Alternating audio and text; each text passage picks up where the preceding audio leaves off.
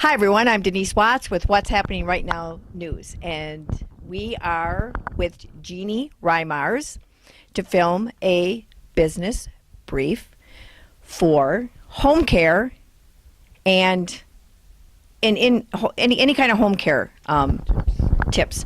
Jeanne has been a Livingston County resident for 39 years. 39 years. And she was in the home care business for 15. And a lot of us are going to have to deal with this kind of problem, putting our loved ones in a home or having people come into our home. So, Jeanne, tell everybody the best things, The best tips the best to help tips. you make the right decisions. Right, when you're looking for one of these services for your loved one. Well, the first thing is when you walk into a facility, smell. If you smell, you know what I'm talking about, smell, walk out. That means it's filthy. That means their patients aren't taken care of well, personal care, and that means there might be a lot of bed sores in that place. So smell is very, very important. If your mom and dad are quiet people and not into a lot of activities, and you're looking at a $5,000-$6,000 a month 5-star hotel that you think is great, but your mom and dad might not like that. Always consider their lifestyle, their personalities for a right fit. And luxury facilities don't mean it's the best. Right. You know, that doesn't equate to quality care a lot of times. If you have the opportunity, speak to the staff, speak to the residents. Right. They should allow you to do that and find out. If you see a happy staff, that's a very, very, very good sign. Very good sign. Here's a good one. Find out if you can visit your loved one any time of any day. If they have strict visiting hours, that's bad.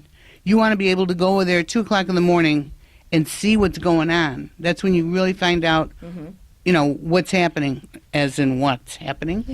Yeah, this is what's happening right now. See if they have a staff that's available 24 hours a day too.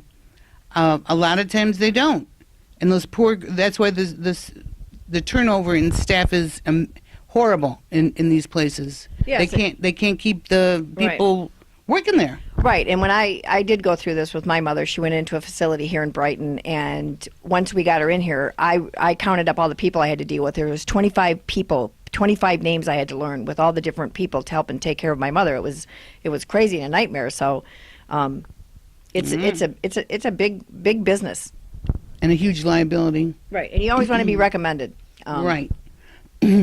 Ask if they do criminal background checks on their staff. In their staff. I mean, not just throughout Michigan, but throughout the United States. Yeah, because some of these... They could be an axe murderer in Arizona and just have a perfect record here in Michigan. Right, okay. Google the facility. Look up any of the remarks. Read the remarks.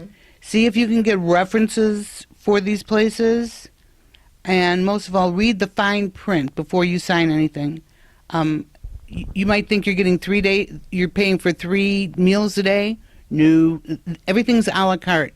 They charge separately for personal care, for med reminders, for transportation, and the price hikes up big time that way. So find out what is in the small print before you sign up. Right.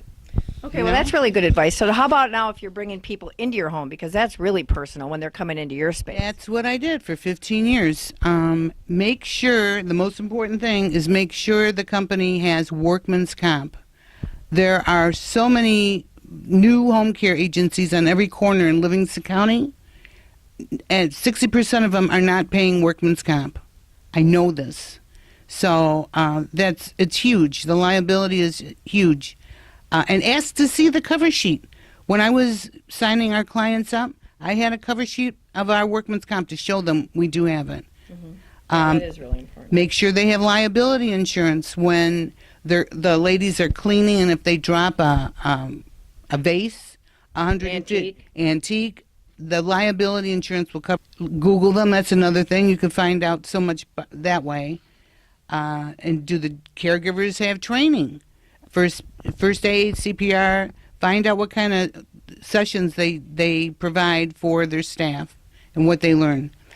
Find out if they have a client service director. I did that, where I called every client every 2-3 weeks to see how they were. Are they happy? Are ladies doing the job they're supposed to do? Because a lot of them just won't say anything sometimes. Oh, too. no, they won't. They don't I want mean, to they hurt won't your make the feelings. actual call, but if you call them and say, hey, Right. Double check to see how the caregivers are. Are you satisfied with the caregivers? A man said to me, "Oh no, she just sits there and plays on her computer and talks to her boyfriend all day."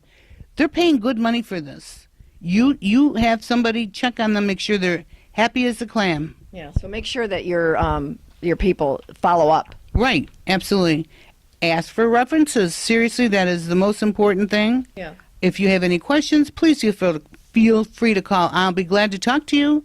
And I could also recommend a senior advisor. She is brilliant. She knows every facility in Lower Michigan.